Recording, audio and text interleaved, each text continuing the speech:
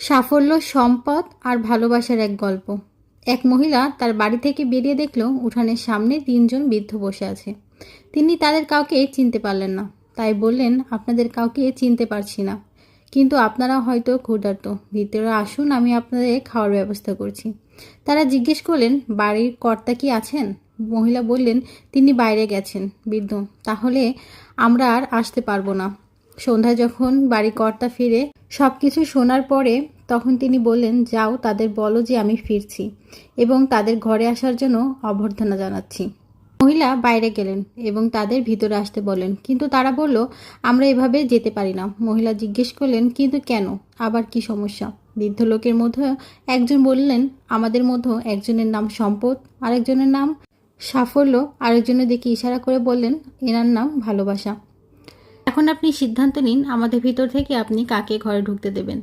মহিলা সবকিছু শুনে তার স্বামীকে যেয়ে ঘরে গিয়ে খুলে বললেন। তার স্বামী অত্যন্ত খুশি হয়ে বললেন, চলো আমরা তাহলে সম্পদকে ঘরে আনি, তাহলে আমাদের অনেক বেশি সম্পদ বেড়ে যাবে। তার স্ত্রী তাকে সম্মতি দিলেন না। না, আমার মনে হয় আমাদের সাফল্যকে ডাকা উচিত। তাদের মেয়ে ঘরের অন্য প্রান্তে বসে সব শুনছিলেন। সে বলে উঠল, আমাদের কি মনে হয় না আমাদের ভালোবাসাকে ডাকা উচিত? তাহলে আমাদের ঘরে ভালোবাসা পূর্ণ হয়ে উঠবে। লোকটি বলল, তাহলে ঠিক আছে, আমরা আমাদের মেয়ের কথাই শুনবো। তুমি বাইরে যাও এবং ভালোবাসাকে নিয়ে এসো আমাদের অতিথি হিসাবে। মহিলাটি ঘরের বাইরে গেলেন এবং বললেন, আপনাদের মধ্যে ভালোবাসা কার নাম? তারপর একজন বৃদ্ধ লোক দাঁড়িয়ে বললেন, ভালোবাসা আমার নাম। তখন মহিলাটি বললেন, আপনাকে আমরা আমন্ত্রণ করছি, আপনি আজকে আমাদের অতিথি।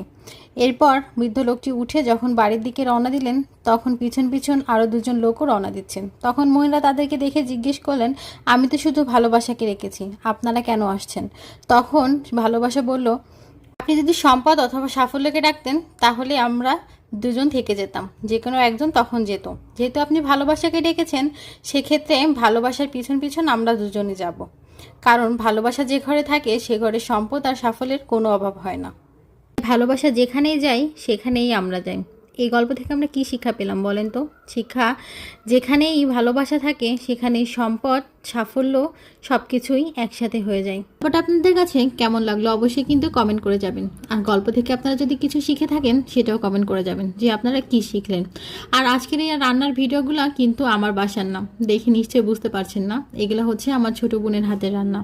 সো ও হচ্ছে অনেক মজা করে সব কিছু রান্না করছিল, সেটাই আমি ভিডিও করেছিলাম আর এই ভিডিওটা আপনাদের সাথে শেয়ার করছি। সাদা পোলাও রান্না করেছিল, সাথে ছিল হচ্ছে চিকেন রোস্ট আর হচ্ছে ডিমের কোরমা, আলু ভাজা। ওর হাজবেন্ডের আবার পোলাওর সাথে আলু ভাজা না হলে চলেই না।